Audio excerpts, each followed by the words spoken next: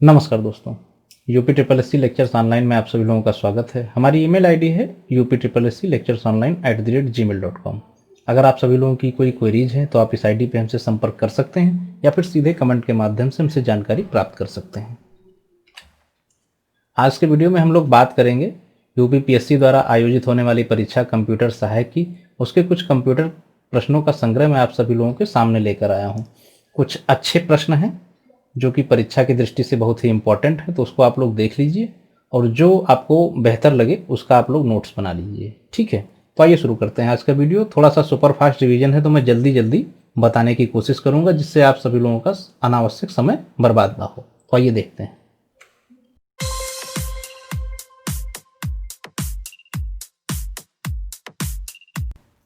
तो वीडियो शुरू करने से पहले हम लोग कुछ शॉर्टकट कीज देखेंगे।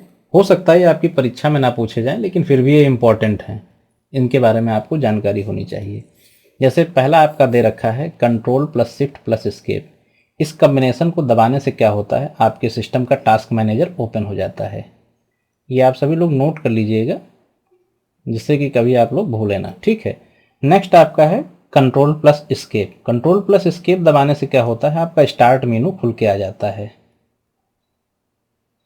नेक्स्ट आपका कंट्रोल डब्ल्यू है। काफ़ी लोगों को ये कमांड पता होगी। इससे क्या होता है, कोई भी प्रोग्राम चल रहा हो या कोई भी विंडो आपकी खुली हो वो क्लोज हो जाती है। नोट करते रहिएगा। नेक्स्ट है आपका आल्ट टैब। आल्ट टैब का क्या काम होता है, मान लीजिए कई सारे एप्लीकेशन आपके खुले हुए हैं तो उनमें किसी एक एप्लीकेशन से दूसरे एप्लीकेशन में जाना है तो उसमें इसका यूज होता है, जिसको आप कह सकते हैं कि स्विच एप्स। ठीक है, मैं लिख देता हूं। इसकी एक की मैं आपको और बताऊंगा इसी वीडियो में। नेक्स्ट आपका दे रखा है Alt F4। Alt F4 से कोई भी एप्लीकेशन आपका रन कर रहा होगा वो तुरंत बंद हो जाएगा, यानी कि ये ऐप्स को क्लोज करने में यूज की जाती है।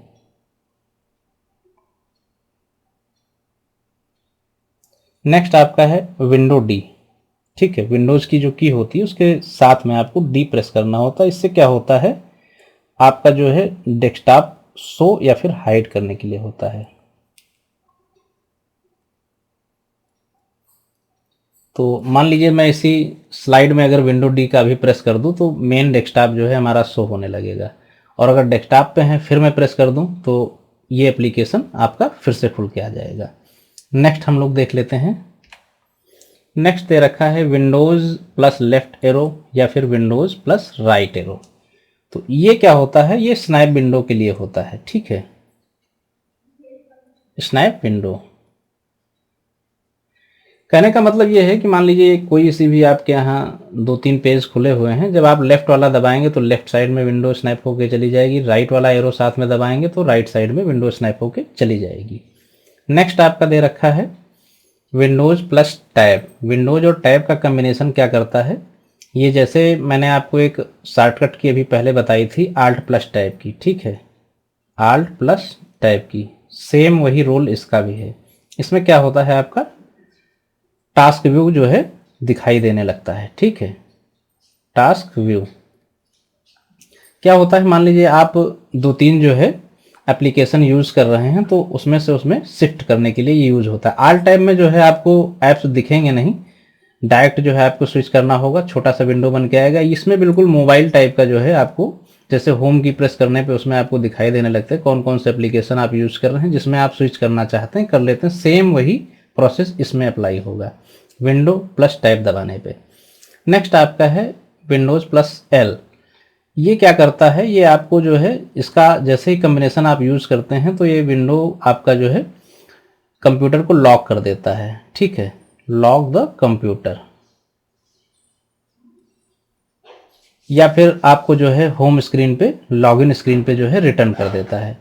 अब जैसे मान लीजिए आपने विंडो एल दबाया तो लॉक से मतलब ये है कि आपका उसमें बाकायदा यूज़र अकाउंट बना होना चाहिए और यूज़र अकाउंट आपका पासवर्ड से प्रोटेक्टेड होना चाहिए, तब इस चीज़ का आप लुत्फ उठा पाएंगे। ठीक है, नेक्स्ट हम लोग देख लेते हैं विंडोज प्लस एक्स। ठीक है, इस की से क्या होता है, आपके हिडन मेनू ओपन हो जाते हैं। ठीक है, ओपन हिडन मेनू।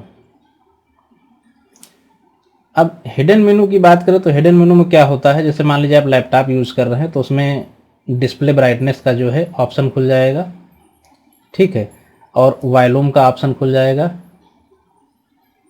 इसके अलावा जो है आपका बैटरी लेवल दिखाने लगेगा। तो ये हिडन मेनू के 4-5 ऑप्शन इसमें आपके सामने खुल के आ जाते हैं। नेक्स्ट दे रखा है Alt space plus N। Alt space plus N का कम्बिनेशन होता है कोई भी विंडो आपकी खुली हुई हो उसको मिनिमाइज करने का, ठीक है, विंडो को मिनिमाइज करने का। और Alt स्पेस R के साथ में क्या होगा, विंडो रीस्टोर हो जाएगी। तो ये इतने शॉर्टकट कीज थे। बाकी मैं उम्मीद करता हूँ आप लोगों ने MS Word, PowerPoint, Excel, इन सब की शॉर्टकट कीज आपने जो है याद कर रखी होगी। ये मुझे थोड़ा सा कीज अलग लगी तो मैंने सोचा आप सभी लोगों के साथ शेयर करना चाहिए। भले ही एग्जाम में ना आए लेकिन आपके कॉमन यूज में ये काम आ सकती हैं। तो आइए फिर आज का सेशन क्वेश्चंस वाला स्टार्ट करते हैं। आई होप आप सभी लोगों ने नोट कर लिया होगा। तो भाई पहला क्वेश्चन देखते हैं। निम्नलिखित में से जब यूजर के सॉफ्टवेयर डाउनलोड करने पर रोक लगाई जाती है तब वह क्या कहलाता है? ऑप्शन दे रखा है desktop lockdown, desktop lockup, desktop lookup या फिर ए और सी दोनों, ठीक है। तो मैं आपको बताना चाहूँगा कि जब भी यूजर के सॉफ्टवेयर डाउनलोड पर रोक लगाई जाती है तो उस समय जो है डेस्कटॉप लॉकडाउन कहा जाता है उसे, ठीक है। डेस्कटॉप लॉकडाउन का मतलब होता है the prevention of changes to configuration setting in a client machine, ठीक है। तो इसका सही जवाब है option number A, desktop lockdown. Next question देखते हैं। प्रत्येक एक्सेल फाइल को एक वर्कशीट कहा जाता है क्योंकि ऑप्शन दे रखे हैं। इसे संशोधित किया जा सकता है, इसमें नोट्स और डेटा हो सकता है, इसमें वर्कशीट और चार्ट शीट सहित कई शीट शामिल हो सकती हैं, या फिर यह चार्ट बना सकता है, ठीक है। तो भाई प्रत्येक एक्सेल फाइल को वर्कशीट इसलिए कहा जाता है क्योंकि इसमें वर्कशीट और चार्ट शीट सहित कई शीट शामिल होती हैं, इसीलिए कहा जाता है। तो इसका ऑप्शन नंबर सी बिल्कुल सही जवाब है। नेक्स्ट क्वेश्चन देख लेते हैं। स्प्रेडशीट में डेटा का आयोजन कैसे किया जाता है? क्वेरी एंड चार्ट्स के फॉर्म में, रोज एंड कॉलम्स के फॉर्म में, लाइन एंड स्पेस के फॉर्म में, या फिर लेयर्स एंड प्लेन्स के फॉर्म में? तो मैं आपको बताना चाहूँगा स्प्रेडशीट में डेटा का आयोजन जो है रो एंड कॉलम्स फॉर्म में होता है। ऑप्शन नंबर बी इसका बिल्कुल सही जवाब है। नेक्स्ट हम लोग देख लेते हैं।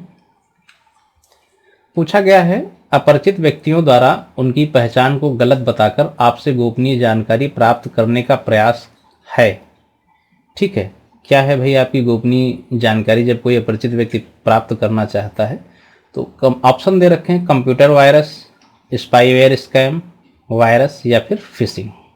तो मैं आपको बता दूं जब भी कोई अपरिचित व्यक्ति जो है अपने आपको जो संपर्क करने की कोशिश करता है, किसके माध्यम से? ईमेल के माध्यम से, ठीक है, या फिर किसी मैसेज के माध्यम से जो आपको डायरेक्ट ऑनलाइन मिलता है, इसे जो है फिशिंग कहते हैं, ठीक है। इसका सही जवाब है option number D, fishing. Fishing क्या है? ये एक टाइप का इंटरनेट फ्रॉड स्कैम है। इसमें स्कैमर ईमेल के माध्यम से आपकी गोपनीय जानकारी हासिल करने की कोशिश करते हैं। गोपनीय जानकारी कह सकते हैं आप, user name, password, account number, OTP वगैरह हासिल करने की कोशिश करते हैं। नेक्स्ट क्वेश्चन देखते हैं।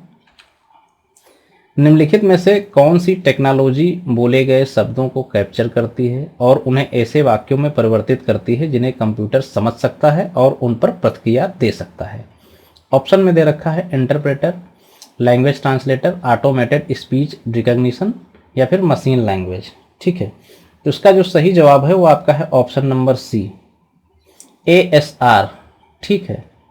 ASR मतलब ऑटोमेटेड स्पीच रिकॉग्निशन, ठीक है। यह एक ऐसी टेक्नोलॉजी है जो कि बोले गए शब्दों को कैप्चर करती है और उन्हें ऐसे वाक्यों में परिवर्तित करती है जिन्हें कंप्यूटर समझ सके और अपनी प्रतिक्रिया दे सके।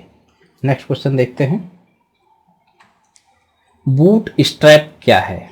बूट स्ट्रैप क्या है? ऑप्शन में दे रखा है एक मेमोरी डिवाइस, त्रुटि सुधार तकनीक, कंप्यूटर को सपोर्ट करने वाला एक उपकरण, या फिर कंप्यूटर शुरू करने के लिए एक छोटा सा इनिशियलाइजेशन प्रोग्राम, ठीक है। तो भाई बूट स्ट्रैप जो है वो आपका कंप्यूटर शुरू करने के लिए एक छोटा सा इनिशियलाइजेशन प्रोग्राम है। ऑप्शन नंबर डी इसका बिल्कुल सही जवाब है। कंप्यूटर शुरू करने के लिए जब हम लोग कंप्यूटर ऑन करते हैं तो बूटस्ट्रैप जो है वो एक ऐसा प्रोग्राम होता है जो कंप्यूटर स्टार्टअप के टाइम ऑपरेटिंग सिस्टम को इनिशियलाइज करता है, ठीक है, जिससे आपका कंप्यूटर बूट कर सके। नेक्स्ट क्वेश्चन हम लोग देख लेते हैं। पूछा गया है सी लैंग्वेज में गणितीय ऑपरेशंस करने के लिए किस हेडर फाइल का प्रयोग किया जाता है। ये कई बार ओ लेवल के एग्जाम में पूछा गया है, ठीक है। तो ऑप्शन में दे रखा है conio.h, dos.h, studio.h, math.h। चूंकि गणितीय ऑपरेशन करना है इसलिए ऑप्शन नंबर डी बिल्कुल सही होगा, math.h। होता क्या है, मैथ्स ऑपरेशंस के लिए जो सिंटैक्स लिखा जाता है वो मैं लिख देता हूं यहाँ पे।